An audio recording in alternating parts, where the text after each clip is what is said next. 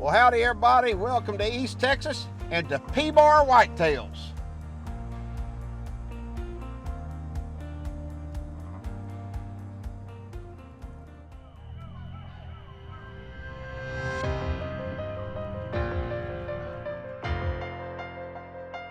The whitetail deer is America's favorite big game animal, and whitetail deer farming is the fastest growing segment in the American agriculture industry. Our program's mission is to dive into the world of deer farming and discover why tens of thousands of Americans compete to create the biggest bucks in the world. And by the biggest bucks, we don't just mean the size of the antlers. The financial investment opportunities produced even on small parcels of rural land will blow you away. Join me as we discover how whitetail genetics, deer auctions, animal husbandry, and so much more drive the deer farming industry. My name is Keith Warren, and this is Deer and Wildlife Stories. So this is the second time we featured P Bar Whitetails on our show, and I'm super excited to be back. Hi, I'm Jody Phillips. We are P Bar Whitetails. This is my second time on Deer and Wildlife Stories. Since the last time we've been here, we've probably increased our herd by about 130 head and quite a few more deer. The first thing I noticed when I drove up is all the new additions to the farm. What I'm talking about is the one-year-old pen. So Jody and Joe's house sits up on top of the hill, overlooking this beautiful side hill. And it doesn't even look like Texas. It looks like it could be Kentucky or Tennessee. It is absolutely breathtaking. And the one-year-old pens that they built on there, they are beautiful. And they're full of big one-year-old bucks. All right, so this is a brand new pen. Yes. I mean, y'all wound up, since I was here last time, y'all have really expanded. We have. And it looks like you needed to, because, are these yearlings? These are yearlings. Holy smokes, Jody, look at that. So last year, when we were out here, these guys were all fawns, okay? And look at them. I mean, did you have any idea last year, were you expecting this? We were hoping for it.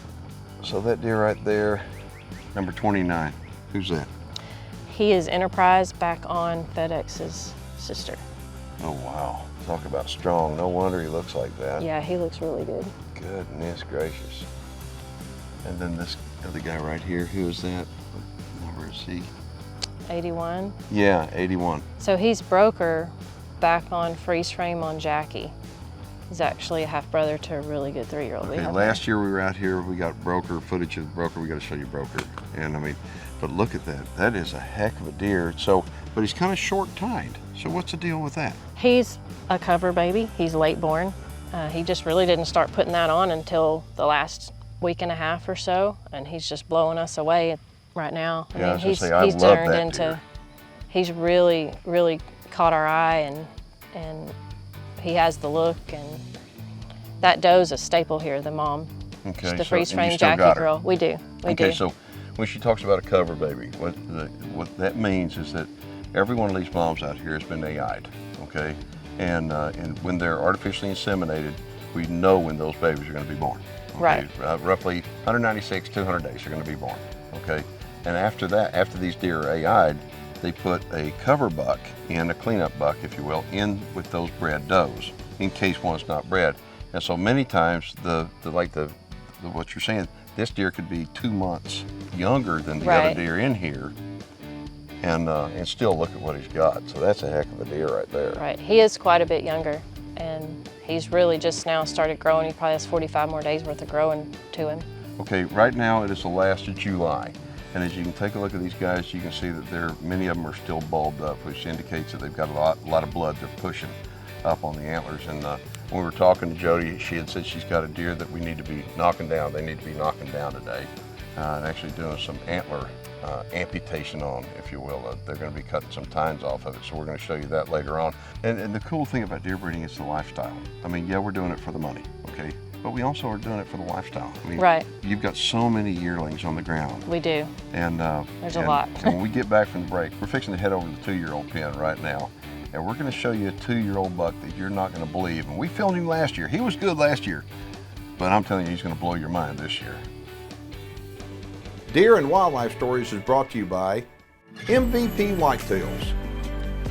Dr. Ray Favero's Whitetail Genetics, UVC Power Sports Tractors and Outdoors, and Vandergrift Toyota in Arlington, Texas. Deer and Wildlife Stories will be right back. Okay, so you've got property and you're wanting to build, maybe a barn dominium, maybe deer facilities, or maybe a badass lodge. Well, you've got to check out Rafter P Construction, the leading design build contractor across the state of Texas. Specializing in quality farm and ranch projects, Rafter P Construction encourages their customers to be very hands-on. Rafter P Construction will be with you every step of the way to make your one-of-a-kind build a reality.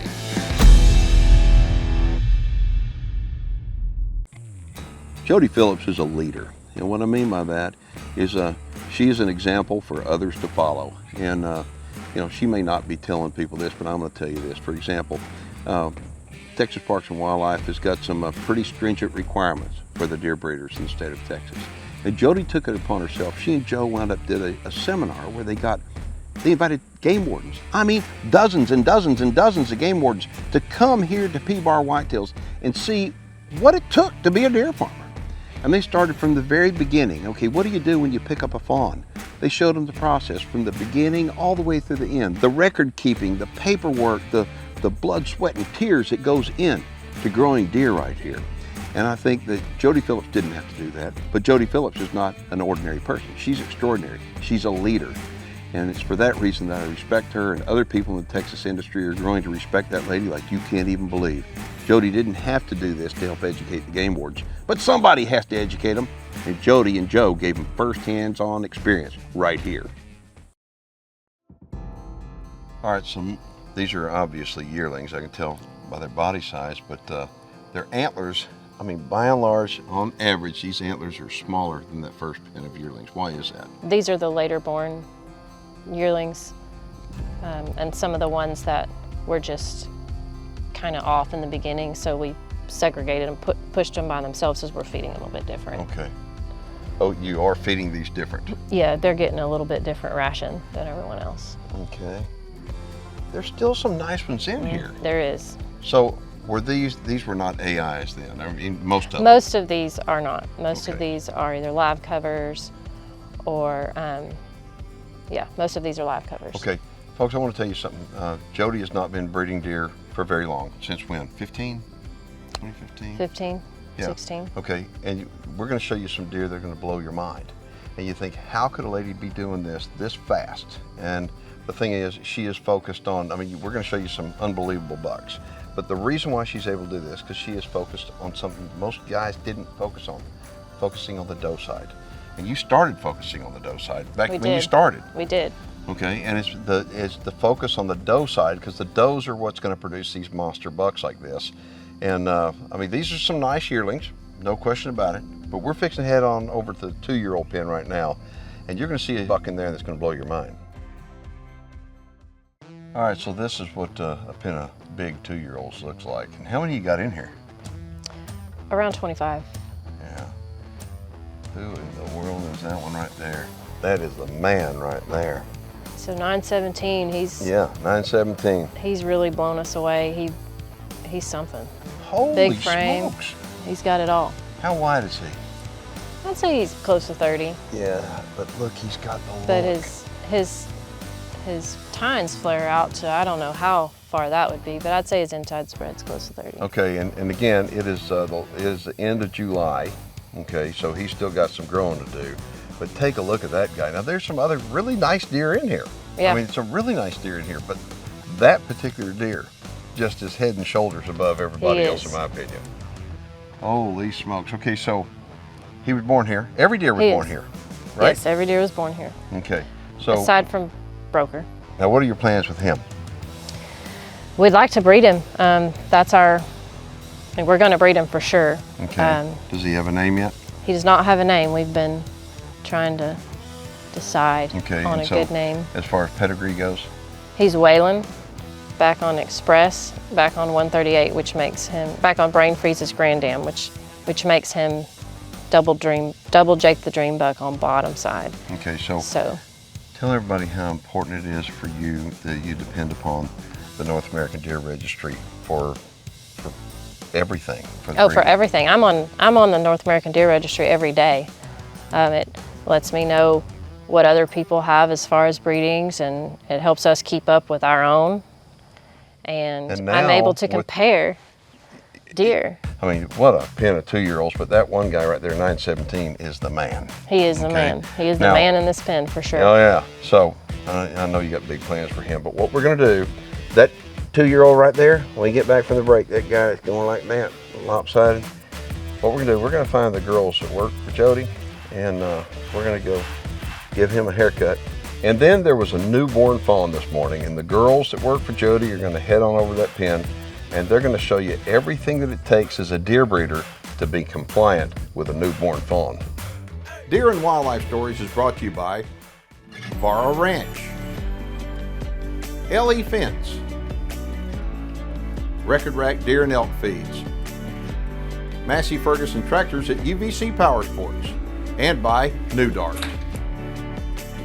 Deer and Wildlife Stories will be right back. Closed captioning is brought to you by Advanced Deer Genetics. My name's Avery Moore. I'm the pen manager here at P Bar Whitetails. So I was here last summer. I started my internship after I graduated with a degree in animal science at Texas Tech University. And a year later this summer, I am now currently the pen manager of P Bar Whitetails.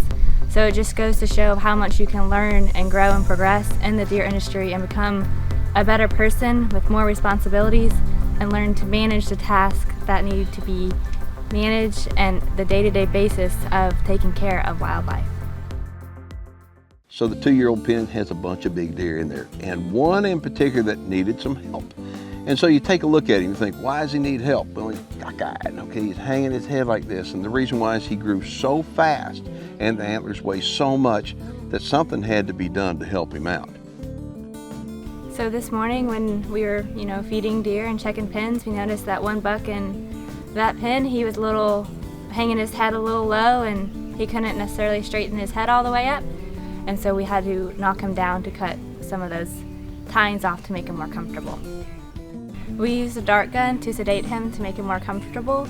We gave him a bag of fluids, and in those fluids we had vitamins in there as well as B12, B complex, and also an antibiotic, LA200. This allowed him it flushes his system and keeps him hydrated as well when we cut his antlers. And when we cut his antlers, we do tie off the portion with vet wrap, and so it cuts off that blood supply. So this buck, he is sedated, and so when we are cutting his antlers, he won't feel that pain if there was some. And with that buck, it was his bottom drop tines that were uncomfortable and that were causing his head to lean. So that is why we chose those to cut rather than any of the top tines that he had. So we tied those off and we cut him and we reversed him, and he woke up happy and healthy, and he's a lot more comfortable and his head is a lot more straighter. Any deer farmer has to comply with the rules and regulations by either the Ag Department or Wildlife Department, and it's no different right here on P Bar Whitetails. The compliance is something that starts from day one. Okay, so we had a fawn born this morning, and he or she is laying over here. We're getting ready to tag it, tattoo it, microchip, collect DNA, and just check it out and make sure it's okay. So everything that we're about to do here keeps us compliant through the state of Texas and Parks and Wildlife. We're required to do the tag, the microchip, the tattoo. DNA is not required, but that's something that we do ourselves in order to basically be able to sell the deer and know the lineage. So everything that we just completed is what's required of us to be compliant through the state of Texas on a fawn born in our pens. The DNA tissue sample is not, but it does allow us to identify deer, and it provides a tissue sample where we can check for CWD markers. He's ready to go. He has his tag, his tattoo, his microchip, and we've given him everything that we think he needs to go live a happy life and be healthy. We're gonna go ahead and let him go back to his mom, wherever she's at.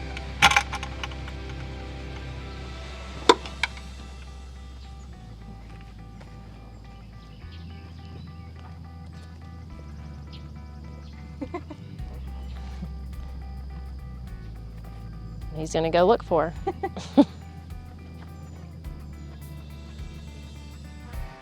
Deer and Wildlife Stories is brought to you by Maloof Whitetails, the North American Deer Registry, New Dart, and Whitetails of Louisiana. Now some great information on fencing from our friends at LE Fence.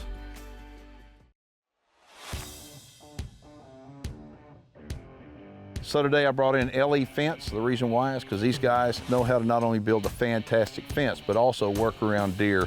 And it's important because you want those deer to remain calm when you're building fence around them.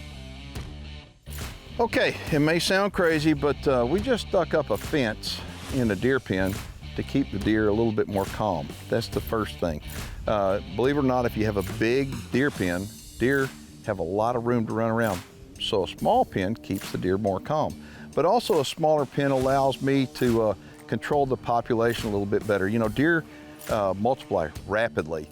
And one of the problems that most deer breeders have is they have an overpopulation problem. And so by having a smaller pen, it allows me to control the animals better. It allows them to be more gentle. And it just helps with the overcrowding issue, big time. Just another day on the farm.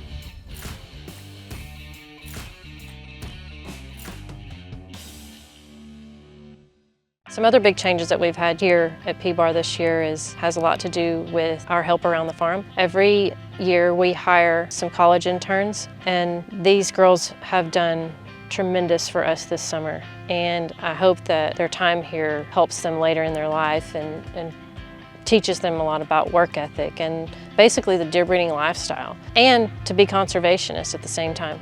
So when I drove up that hill through the driveway, coming into my interview, the first thing you see is all those yearling bucks. And for someone that didn't grow up hunting, didn't grow up around wildlife like this, that was one of the coolest things that I had seen, is just sitting here mesmerized by these bucks with huge antlers, and to think that they're only a year old.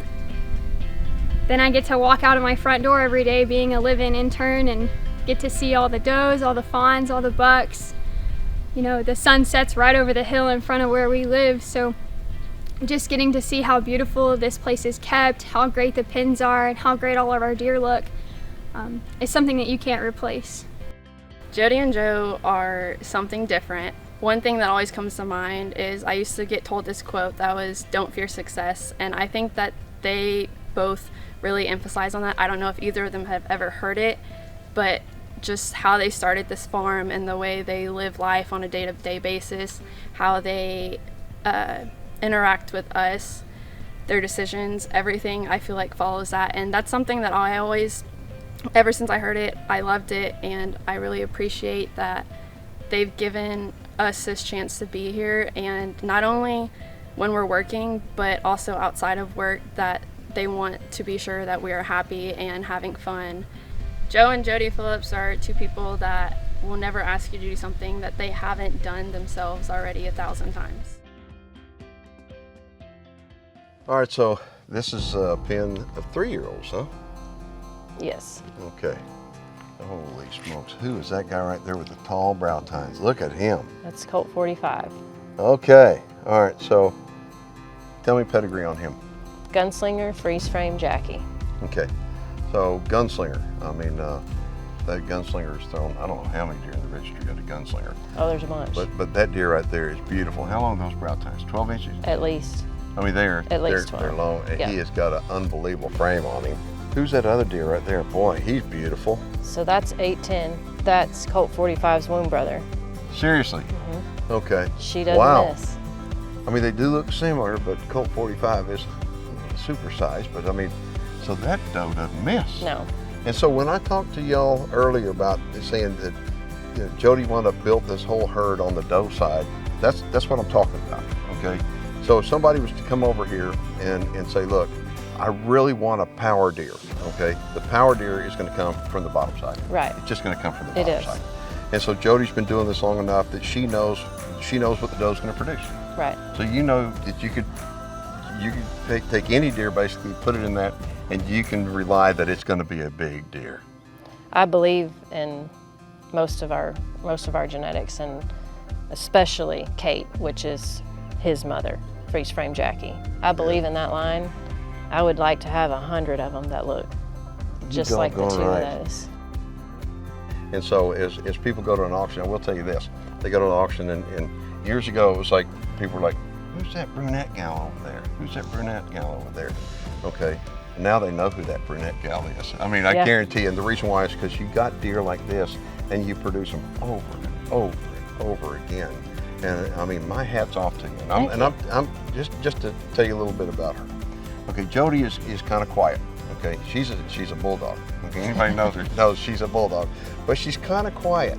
And what happened, she's kind of, in the last 12 months, she's kind of gotten pretty doggone vocal as far as leadership goes with the Texas Deer Association, and my hat is off to her because she has taken a leadership role and she takes it on the chin every single day for the deer breeders in the state of Texas. And a lot of deer breeders all over the country don't realize it, but my hat's off to you. Thank you for doing what you're doing. And folks, if y'all want more information about P Bar Whitetails, Jody, give them a telephone number. It's 832-226-6127. And you can go online to their website too, and that is? It's P and then -whitetails.com.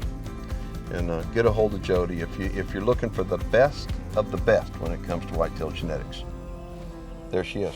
Give her a call. Folks, I hope you enjoyed today's show, and if you're watching online, go ahead and make sure you subscribe to our channel and leave a comment. You know, if you want to get a hold of me, you can shoot me an email and I'll get back with you. I'll give you a word. And I want to tell you thanks for watching. Thank you for having us out again. Appreciate it. Man, you got some great deer. Thank you.